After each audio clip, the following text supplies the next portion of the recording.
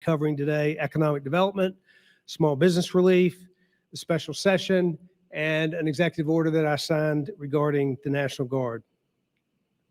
We had some very good news on the economic development front this week as Facebook announced that they would be investing $800 million in a capital investment in Gallatin, Tennessee, the opening of a new facility. I want to congratulate Gallatin Mayor Paige Brown and a number of other local officials who worked hard to make this happen. A significant investment of capital in our state and jobs to Tennessee. Our state continues to have an enviable climate for business, and companies from across the country continue to eye our state as a place where they can put operations. And this is great news. This Facebook announcement is great news about a big company coming here, but I also remain committed to our small businesses that have faced significant economic challenges through COVID-19. Small businesses, the backbone of our economy. They are the backbone of our communities, and a number of small mom and pop businesses are closing their doors across the country, and we need to make sure that we can do everything we can to keep that from happening here in our state. So we launched, as you know, our small business relief program. Since we launched it, we've served over 14,000 small businesses in Tennessee with over $110 million in relief. But we can do more. And so tomorrow we'll be announcing the expansion of this program to include other businesses beyond those that were included in the first relief program. The Financial Stimulus Accountability Group, I want to thank them. They've served as a tremendous, reliable partner in helping us to craft our stewardship of the federal money that has come through the CARES Act. This bipartisan committee has worked together to make sure that we get money to the Tennesseans that need it in a time when they need it most. So I'm grateful for their help, and we continue to work together with that committee to take the next steps. While I'm pleased with the progress of economic support that we've been given, we also, last night with the close of special session, passed an important piece of legislation with regard to businesses, and that was the COVID-19 liability protection legislation that protects businesses and organizations and churches and schools from frivolous lawsuits that are harmful to the economy and to those organizations, and that also create inefficiencies in our court system. So I'll be signing that bill. It's an important protection for businesses and protects individuals at the same time. The special session did come to a close. I want to thank and commend Lieutenant Governor Randy McNally and Speaker Cameron Sexton and their leadership, not only with regard to liability protection, but also the expansion or the provisions of a bill around telehealth. And our healthcare system needs modernization, and telehealth is one piece of that, an important piece of that modernization. This will allow for more Tennesseans to have access to the health services that they need, particularly in a time of pandemic, but far into the future as our healthcare system is transformed. And I'll be signing that piece of legislation as well. A third piece of business that passed the legislature addressed policies regarding state property, and particularly as it relates to vandalism, to destruction of property, to trespassing. We can't tolerate lawlessness and destruction of property in this state. And I think the intent of the law around the use of state property is to make that evident, and to also be certain that we protect First Amendment rights in the process. There are aspects of the law that I might have done differently that were different from my initial proposal, but on balance, the law accomplishes what we needed to do, and that primarily is to provide clarity around the law. So I'll be signing that piece of legislation as well. Today, I signed an executive order that provides for state employees who are National Guard members and called to active military duty. Under that order, they're entitled to special leave from state employment to make certain that their pay and the difference in pay between their active duty pay and their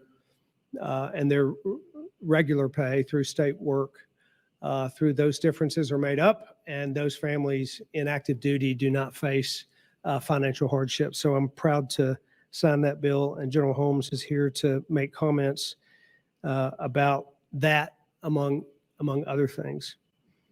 We'll go to our reports before we get to questions. The first being Mike Kraus, Director of the Tennessee Higher Education Commission. If you would please come up and share your report.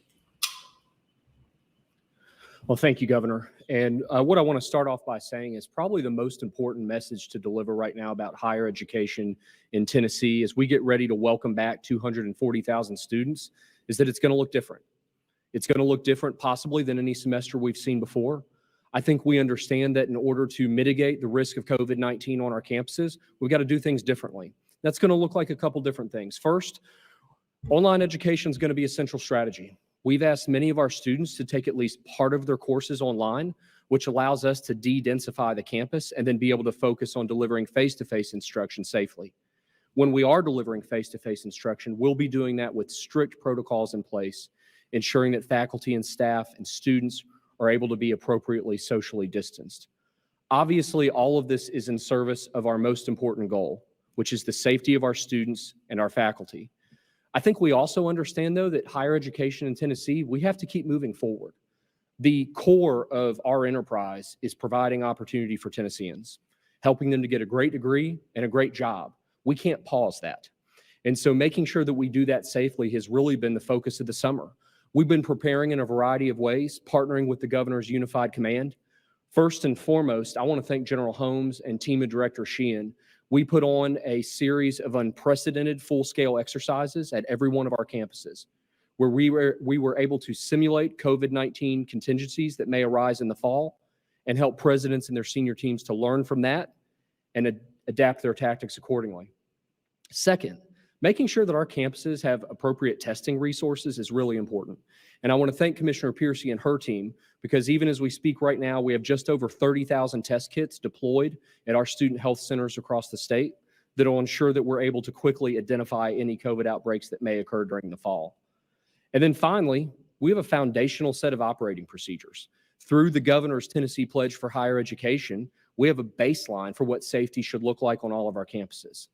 When you take the sum of all that, I think we're able to look at our freshmen coming in. We're able to look at our returning students who went through a really disrupted spring last year. We're able to say, welcome back. We're excited to have our students back. While I'm talking about students, I do want to speak directly to them just to say that we're vesting them with some responsibility. The most important thing they can do this fall is wear a mask. It is a simple way to demonstrate care for their community, their campus, and their faculty members, and we're trusting them to do that. This is also going to look different at every campus. We do everything from trained welders to physicians in Tennessee higher education. And so I think you're going to see each campus taking a very appropriate, different approach depending on the circumstance. And for that reason, we thought it was important today to hear directly from one of the presidents who has been a leader in terms of preparing his campus, but who's also a scientist. And so that background informs his decisions. And so I want to ask Dr. Oldham, the president of Tennessee Tech University, to join and share some firsthand perspective.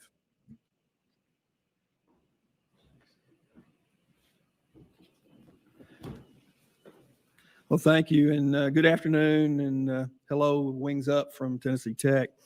I'm certainly happy to provide a campus perspective on the impact to campuses and actions taken to respond to the COVID-19 pandemic. Although my remarks today will be limited to my own campus, I would say that every campus in Tennessee would likely give a very similar action report, and I am personally proud of the efforts being made on all campuses across the state to serve the students of Tennessee. Tennessee Tech University is one of 9 public universities in Tennessee, founded in 1915, located in Cookeville, Tennessee.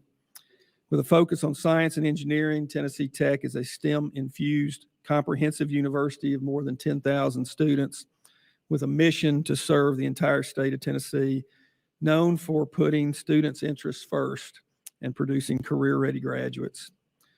Like other universities in Tennessee and across the country, Tennessee Tech quickly transitioned 100% of our traditionally on-campus courses to finish the semester fully online last spring during the last 2 weeks in March. Through that transition, the spring semester and summer terms, we have continued to consistently put student interest first in every decision. Students have been supported and well served throughout. In fact, student grades during the spring semester were a record high. A total of $7.7 million of fee refunds and CARES Act funds were efficiently transferred directly into students' accounts in April and May. Despite the successful management of the crisis last spring, however, students almost universally told us they want to be back on campus. They strongly prefer a traditional on-campus college experience. So over the last 4 months, Tennessee Tech has put students first with our plans for a safe return to campus this fall with our Return to Tech plans posted on our website.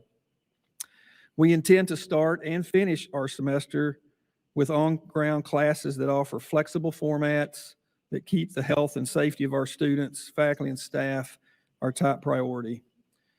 With that choice, we understand that we take on an added responsibility of mitigating risk. Campus faculty and student leaders have contributed to our return plans, and an implementation committee continues to keep our plans responsive. Along with adherence to CDC and Tennessee Department of Health guidelines, we are following THEC's three-pronged strategy as outlined by Director Krause, working through scenario-based exercises with TEMA and THEC, making proper testing available, and using foundational safety protocols. Tech Health Services coordinates with certified contact tracers and works with our local health department. Tech will be able to test symptomatic members of our campus community or those identified through contact tracing. We also can provide surveillance testing to targeted populations on campus, such as anyone from a specific residence hall or group. Our safety protocols include distributing PPE and requiring face coverings for all students, faculty, and staff in indoor spaces and where social distancing is not possible. Our classrooms look different. Each room has an adjusted capacity to allow social distancing. Each classroom, lab, auditorium, high-density spaces, and public areas such as the library will have an air purifier equipped with a HEPA filter and a UV light that will constantly disinfect the indoor air.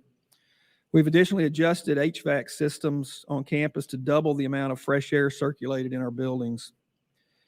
We've studied the safest traffic patterns within buildings and created designated exits, entrances, and staircases. Hand sanitizer stations are in every building, and over 70 plexiglass barriers have been installed. More than 20 no-touch temperature stations have been strategically located across campus. Additionally, we're closing roads and high-traffic pedestrian areas to avoid congestion between classes. Our dining areas are arranged for social distancing, and our residence halls have a published plan for all its residents. Additionally, we have seen the toll the pandemic has taken on the emotional health of our campus. So this fall, we will offer virtual counseling sessions, emergency crisis services, and COVID-19 support groups. Students benefit from moving forward, completing degrees, and staying on track academically.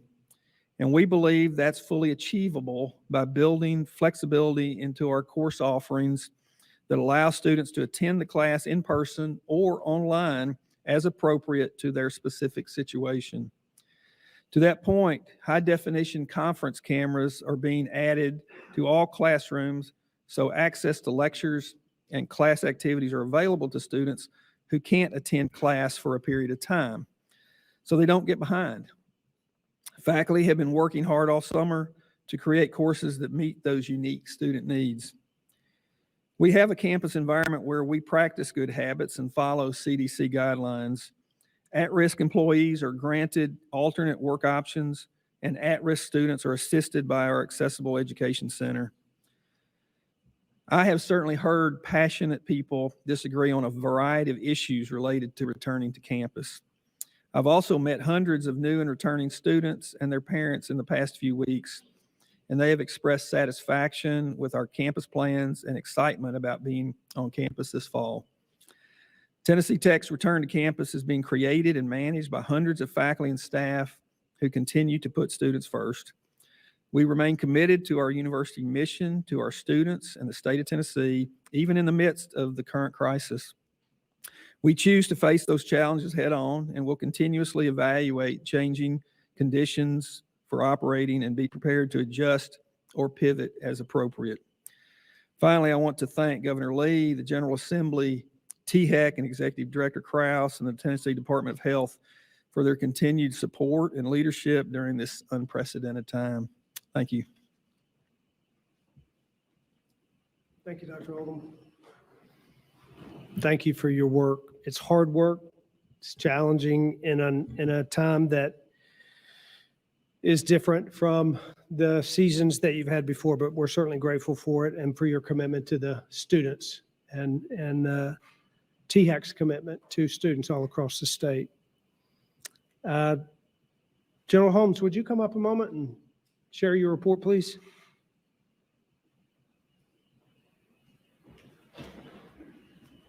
Yes, sir. Good afternoon. Thank you, Governor. So the governor mentioned signing the executive order, which makes up the pay differential between state employees when they're at their normal jobs and when they're serving their country, or in this case, the state. So I think to put that in perspective, I'll tell you how impactful that is. So it's kind of hard to realize and think back to March, but we have had soldiers and airmen that have been on duty and on orders since the 1st of March.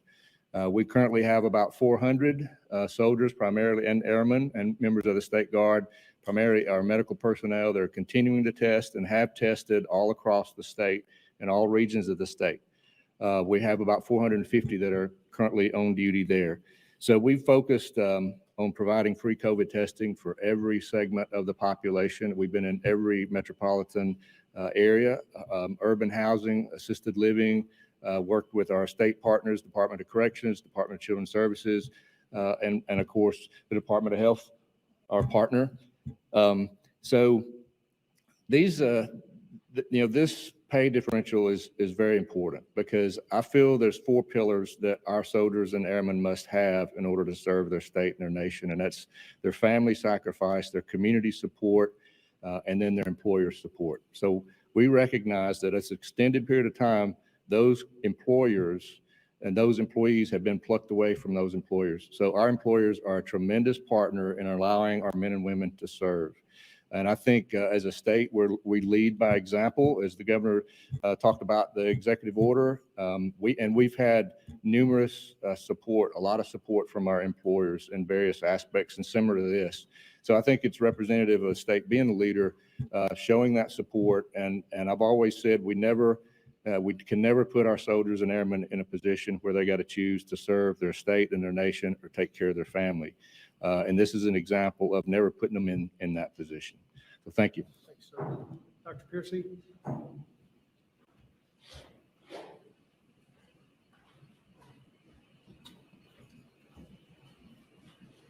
Thank you, Governor. I also want to thank Director Krause as the mother of a new college student who'll be moving on campus next week. Thank you for what you're doing for keeping her safe and all college students safe. I have a bit of good news today. Our case counts continue to stabilize or even decline in some of our large and mid-sized city metro areas. We are still seeing an uptick in our rural areas, but as we are seeing a trend nationally, we've been seeing a rise and then a decline in first urban and then mid-size and then rural areas. So with the stabilization or even decline in our urban and mid-sized cities, we are cautiously optimistic that we will soon start to see that decline in our rural areas, but encourage everyone to keep making their efforts to do so. We're also very encouraged that with some very recent data that 5 out of the last 6 days, our positivity rate has been less than 10%. That, again, is another indication that we're trending in the right direction. So I want to take this moment to thank you for your efforts and to ask you to keep them up. What you may have also noticed is that our testing numbers are down a bit. Last week, our average was about 20,000 tests per day, and in the 2 to 3 weeks before that, it was in the mid to upper 20s. And there are a few reasons we think that may be the case. And I talked about this last week, but we continue to see the same trend. First of all, fortunately, we believe there are less sick people. When we look at our COVID-like illness syndromic surveillance curve, which is a fancy way of saying a way we track symptoms of people that are coming into emergency departments, we have seen a sustained decline in those symptoms. So we do believe there are less sick people out there. We also know that given some of the lab capacity and turnaround issues, that some providers and some labs are prioritizing specimens based on those who are symptomatic.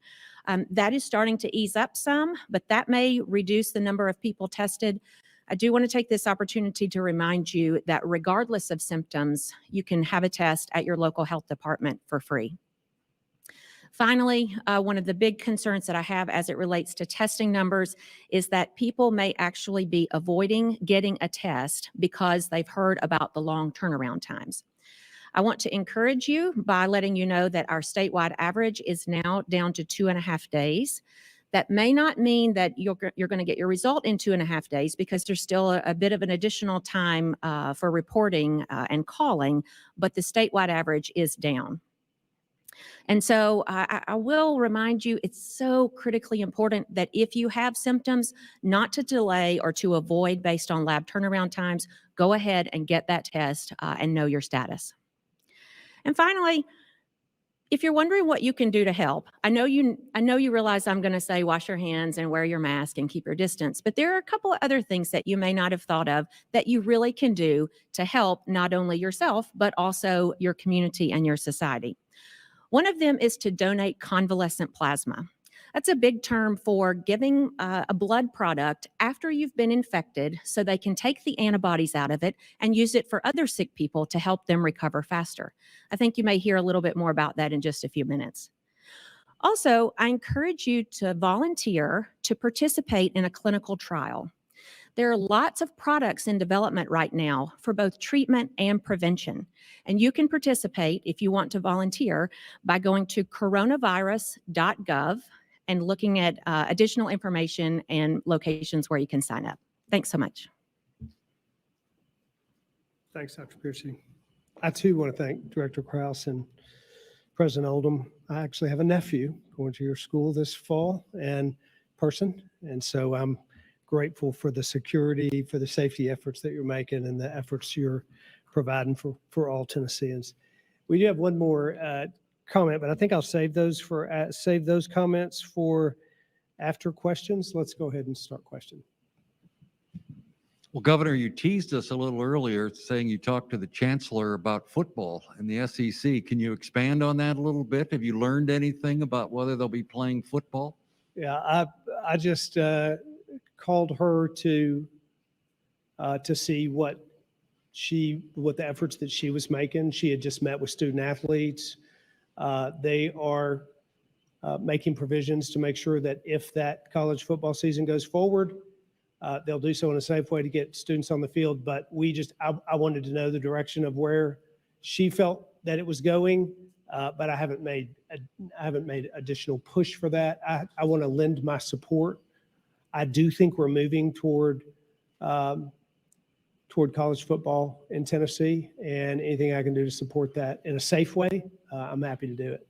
So I think I heard you say, I think we're moving toward college football in Tennessee in a safe way, which would, you had to ask her, is the SEC going to play? I'm sorry? You had to ask her, the chancellor, is the SEC going to play? She didn't have an answer for that at the time we had that conversation. On a very much different note, if I may, you probably heard and noticed that the protesters outside are gone. Do you have a message for them? I've said all along that what we want to do in this state is provide an opportunity for people to exercise their First Amendment rights. It's foundational to our country. It's a part of who we are as America, and we need to make sure that we provide protection for that. At the same time, we need to make certain that we do not tolerate lawlessness, breaking the law, and those things associated with non-peaceful protests. So that's what I would say is we want to provide protection for anyone who wants to express their First Amendment rights, but we want to do so in a way that's lawful. Hi, Governor. I wanted to see, you said that there were some aspects you would have done differently in the protest bill. Do you agree with the component that makes it a felony to camp on state property? And why do you think, protesters that have been out here should be felons and lose certain rights and that sort of thing, potentially go to jail or prison? Yeah, that felony provision also has a warning provision that mitigates. So I think that strengthens the bill with regard to that particular issue. I'll just say that, as you know, I've proposed language and that was amended in different ways. That's how the process works. The legislature ultimately has the decision about what a piece of legislation looks like. I commend them for, I called a session with this in mind, passing a piece of legislation that ensures lawlessness doesn't occur in the midst of protest. And so on balance, that's what this accomplishes. It provides clarity, and that's why I'll sign it. Did you prefer the misdemeanor, or were you in favor? Well, there are a lot of different provisions that I might have done differently, but that's, again, on balance, it accomplished what I wanted. I wanted a bill to provide for what this bill provides for, and so that's the reason I'll be signing it. Thank you. Mm-hmm. Hi, Governor. Going back to schools. So with, obviously, as people go back to schools, the numbers of the positive tests will rise. So we have schools like one in Lebanon. People came back, and on the first day, all of a sudden, somebody tested positive, and half the class is now going back and learning remotely once again. So thoughts on that? Do you think still sending kids back to schools is the best decision, especially when you have kids like that? You get their hopes up to come back, and all of a sudden, they're not only going back to working remotely and learning remotely, but now they're quarantining as well. Yeah. It's really important that kids get back to school, and we need to provide an opportunity for them to do so. Face-to-face learning is academically preferable, but there are a tremendous number of reasons why staying home is not a safer alternative necessarily than going to a classroom. Mental health, child abuse, children with disabilities, children who don't have nutrition, children who don't have a stable environment to live in. Those are all safety and health concerns for children. We believe and are committed that kids in a classroom fare better than those that don't. At the same time, we know there are going to be cases. We know that we have to do this in an incredibly safe way. I've been very proud of and pleased with the efforts that districts have made, that teachers have made. The White House Task Force has commended our efforts in providing personal protective equipment for our teachers so that they can teach safely and efficiently our kids. We also have a very clear plan for what to do when there is a case or a number of cases in a school. There is a matrix that's designed and uniquely for counties. So there are different categories of counties that allow for different responses in schools. We worked for months knowing this was coming and knowing that what's best for our kids is to have them back in school. But I think the overriding belief that I have is that parents should have a choice of how their children are educated. We have an obligation to provide an environment for those parents to make that choice, to either have their children learn remotely, and every child has the opportunity to do that in the state of Tennessee if the parent chooses that, but to also go to class in person. On a different note, being nominated to the Council of Governors, your thoughts about that, and also should you get selected, anything you want to see happen? Yeah, I'm very honored to be chosen or to be nominated by the president to be on that Council of Governors. It's a small group of governors who advise on policy at a national level. So I'm very honored to have been nominated and look forward to the opportunity to serve there. Hello, Governor. Yesterday, included in the bill protecting state property, there was a measure to increase penalties against for assault offenses against law enforcement officers. The TBI has reported a 29% increase in assault-related offenses against law enforcement officers over the last 5 years. I wondered if you considered that bill to go far enough, or would you plan to bring further legislation next year?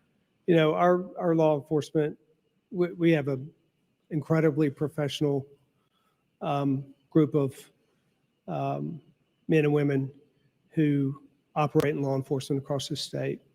We need to make sure that those that are protecting our citizens are protected against harassment or violence against them. This bill does that.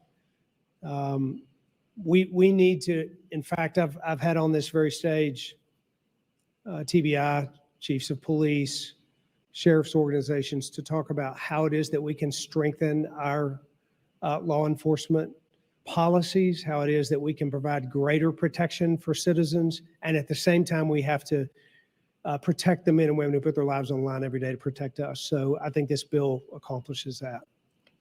And also, on a different note, both Oklahoma and South Carolina have instituted programs using federal coronavirus relief funds to assist families struggling financially from the coronavirus to keep their children in the school of their choice. To assist? To assist families struggling financially to keep their children in a school of their choice. I wondered, you're going to the Stimulus Accountability Group later this afternoon. I wondered if that's something that you've considered or discussed with them. Well, as you know, there's a pandemic EBT program that we are working hard to reach those eligible students. We've served around almost, I believe, 500,000 students in that process. Daniel Barnes spoke about that yesterday, and our continued efforts to utilize partners across the state to get that nutrition funding to those students. And we're making every effort to do so. Sam? Yeah, trying to bounce off Jonathan's question a little bit on the provision in the protesting related bill. Do you feel that making camping after the warning and so forth in restricted areas and making that a felony, how is that going to mesh with your criminal justice reform plan, and does it mesh at all? Yeah, you know, criminal justice reform is to me, it's a very important subject going forward. It's been something I've talked about before I became governor, things I worked on before I became governor. I've also said that criminal justice reform includes the understanding that you can be tough on crime and smart on crime at the same time. That's what good criminal justice reform is. It's making sure that you appropriately address lawlessness, but at the same time, be innovative and creative on how it is that you rehabilitate, how you use diversion, how you use community supervision, what you do with reentry, how you look at sentencing grids and make changes there. It's a significant and enormous effort that is absolutely worth doing, and we will continue to. You know, we had a significant push in the legislature in the regular session that was suspended because of COVID, but we'll continue down that path.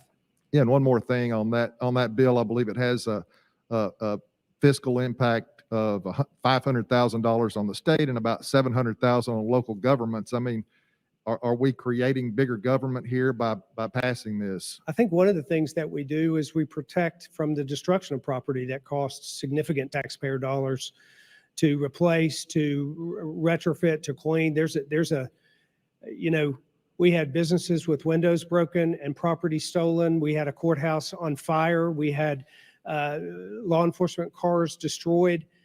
There's been significant property damage when lawlessness takes the place of peaceful protest, and this bill will prevent that as well. But isn't that type of vandalism already illegal? I'm sorry? Isn't that type of vandalism already illegal? I think what this bill attempts to do is to mitigate every type of legal activity around this subject in a greater way. This is not a policy question. It was for you or Dr. Piercy. I'm looking for some information. I've been having a hard time getting it. Your department gave me a list of 20 or so people that are doing testing, and but I can't find any contracts. And I've asked several people, do you know who the keeper is of these contracts? And because I've gotten Contracts? or the PO orders, whatever financial arrangements the state has made with the 20 or so outfits that report the tests. Yeah, thanks. That's a good question, and it allows me the opportunity to clarify. The state does not have a contract with any labs specifically. We have multiple labs in our vendor list, and when labs have additional capacity, or if they're proximate to a testing site, for example, if there's a lab in Knoxville, that we might send specimen there, but there are no contracts, so that's why you can't find them. Yes, please. So, so that means that if everybody is getting paid to do the same swab, or everybody is getting paid the same for a test kit use or something like that, and that's just how it's done. That's right. And how many people are involved in this? How many different outfits? You've got hospitals, you've got private labs, right? You got a whole. So the standard payment for any lab, at least from the state, is $100, and that's been the same ever since the beginning. There are 29 or 30 labs that process labs for Tennesseans. So we keep, and actually that's where my comment earlier from turnaround time came, which is we keep a list of all of the labs that have processed Tennessee specimens for the last 7 days. And I think that number is plus or minus 30, maybe 29 or 31. Many of those are hospital labs that are testing their own hospitalized patients, which is a fabulous offering, and I want to applaud them and continue to encourage them to do so. Because that allows for a very quick turnaround. And then you've got several commercial private labs that are mostly in the state. There are a few out of state. Then our state public health lab has 2 locations. And then there are at least 2 large national corporations, LabCorp and Quest. So all of those process Tennessee samples, LabCorp and Quest. And all of those are the labs that process Tennessee specimens. Thank you. I have a Dr. Piercy question. I think this is Blake Farmer, WPLN News, hiding behind this mask. My question, health-wise, we heard that you all were going to be tracking schools as there were outbreaks. Already, of course, this is beginning to happen. It seems a little hodgepodge on how that gets reported publicly. It really seems more targeted at parents. Where will you all be publicizing where there are outbreaks around the state? So Commissioner Schwinn and Governor Lee unveiled a dashboard on Tuesday for both the operational status of virtual, hybrid, in-person, and that is also the same venue where closure status and whether that's partial, full, or fully open will be posted. And do you feel like schools are being open enough about the situation within their buildings? I haven't encountered any situation where a school wasn't completely transparent with parents or with the health department. We've been very pleased with the response so far. Thank you. Governor, quick question for you, but on education, you've been, we've obviously asked a lot of teachers this semester. Of course, when you all revised the budget, you took out their raises. We learned today that revenues come in substantially higher than expected. Could you foresee putting those raises somehow back in or helping teachers out in this time? Yeah, let me first just say how important a role teachers are playing right now. They're doing work. They're always doing hard work. They do the hard work of teaching kids, but in this environment, they're being asked to do a lot of hard work, and we're grateful for what they're doing. They're going to allow us to get this accomplished. Regarding changes to the budget, that occurs in a legislative session. And so the legislature there will be another proposed budget for the next session in January that will be voted on at the end of the session. And I'm sure all sorts of issues around funding, different measures will be taken up. much is yet to be seen about our economic recovery. Our revenues are better than expected, but we still have significant revenue deficits relative to what was in line before the pandemic. So that'll all be part of the calculus. When you say deficits, I mean, I understand it's a very complicated, enormous budget, but I mean, the actual revenues, my understanding from July were larger than they were 1 year ago. Is there something I'm missing there? Well, you have budgeted revenues and actual revenues. So you base your budget on what anticipated revenues are going to be as a state grows, as its population grows, as its businesses grow. You have an increase in anticipated revenues. So the actual revenues are significantly less than the anticipated revenues, which is what profoundly impacts a budget and the spending associated with it. And just to be clear, I don't hear you saying that you anticipate coming back, trying to do some sort of mid-year boost to teacher pay. But I don't anticipate having a special session to address budget issues between now and January. No.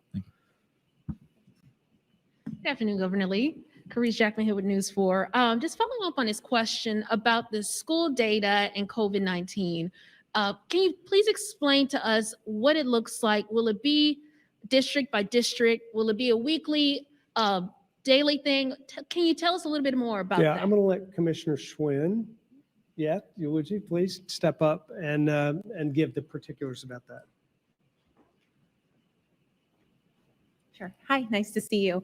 So we have a dashboard that was published, and right now that dashboard encompasses information related to anticipated start date, whether it is remote, hybrid, or fully in person. Districts will start updating that through a shared drive, ideally on a daily basis around closures as they happen. What that dashboard is you can go on the website, you type in the district name, it gives you the status of the district, and then you can drill down for specific schools. Now, again, districts will start updating that as of right now. And again, this information will change, but as of right now, we have had 10 school closures. 4 of those schools have already reopened. 6 are still in remote. So we are looking at that pretty closely. And that is, again, as of right now, that can change at any point, but that's why the dashboard will be so important. Districts will update that regularly. All right, thank you. Great seeing you too. And one more question for you, Governor Lee.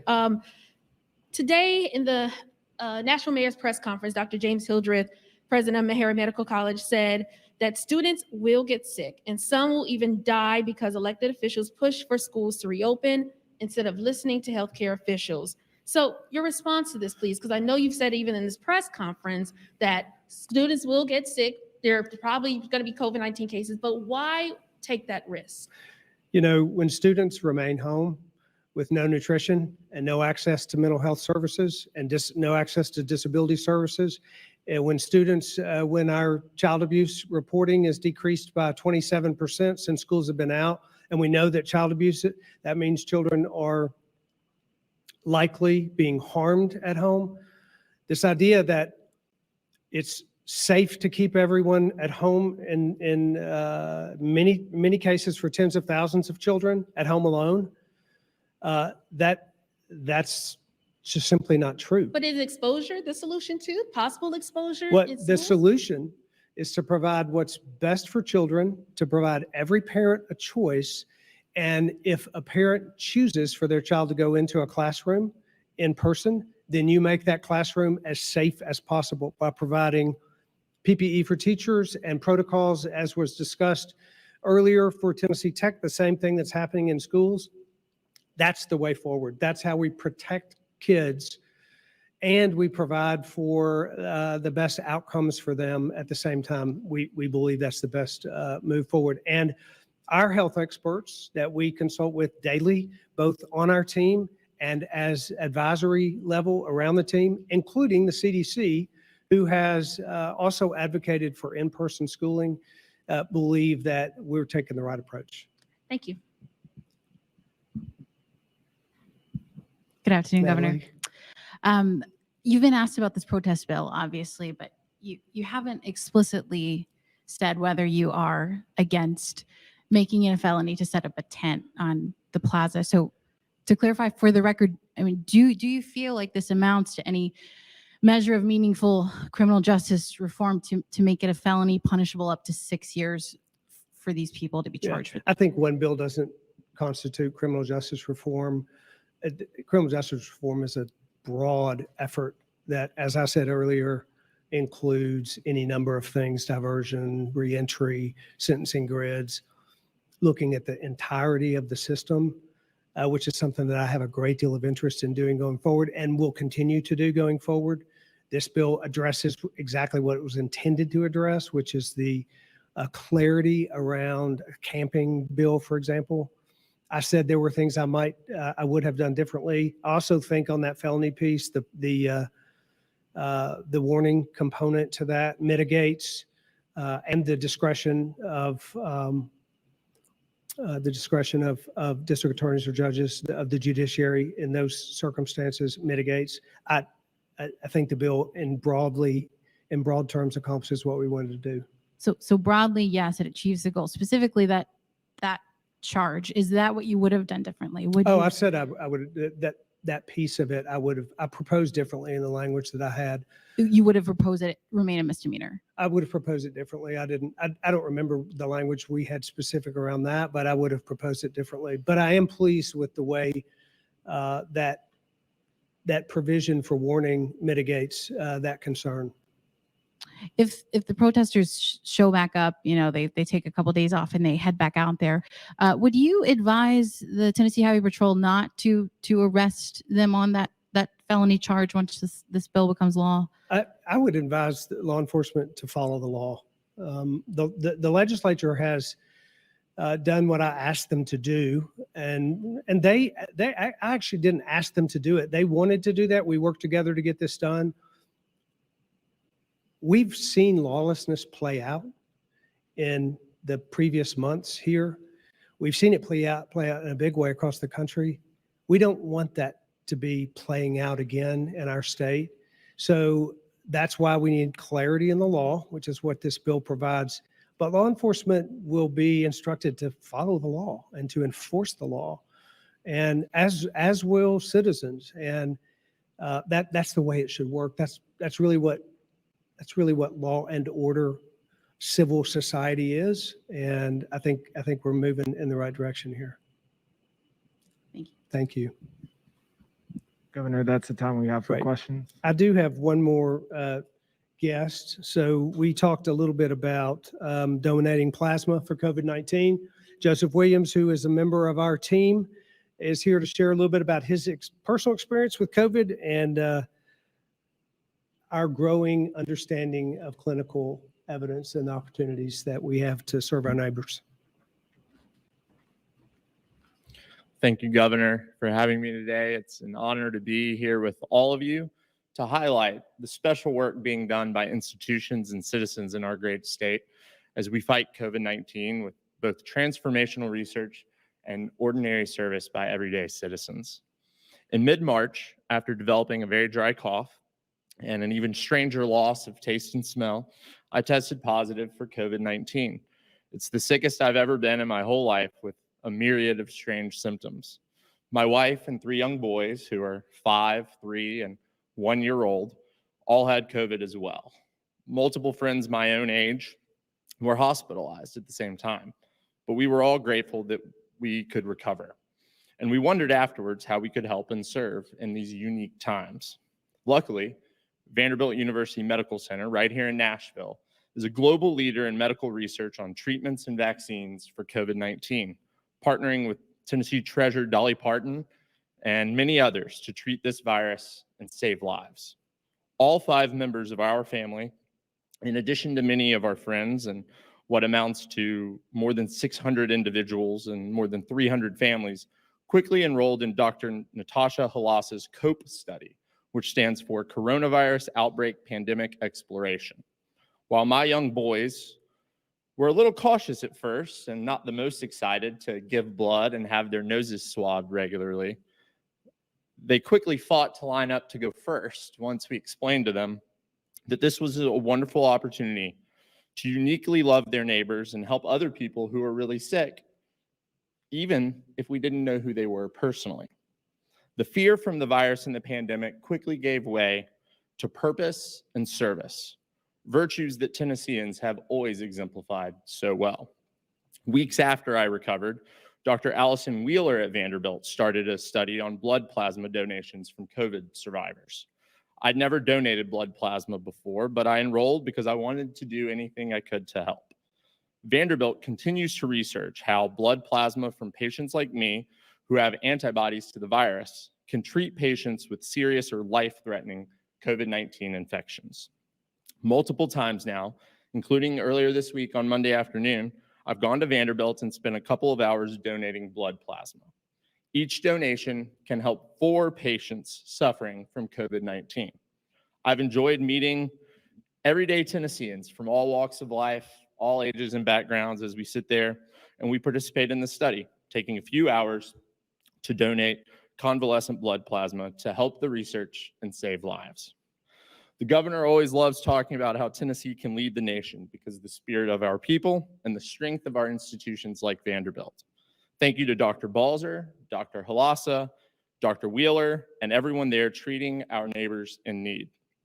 I'd like to encourage Tennesseans to continue doing what needs to be done to keep our families and our communities safe. I urge my fellow Tennesseans today who have recovered from COVID to make an appointment to go donate blood plasma. And I'd encourage all Tennesseans to donate blood as our supplies continue to run low. It's an opportunity to teach our children the volunteer spirit of our great state, to love our neighbors and to save lives. Thank you for having me today. Thank you for coming. Thank you, Governor. Thank you, Joseph. Thank your family for serving and for reminding Tennesseans about a new way that they can serve their neighbors, particularly those who have already faced COVID-19. Thank you for being with us. We'll be back next week.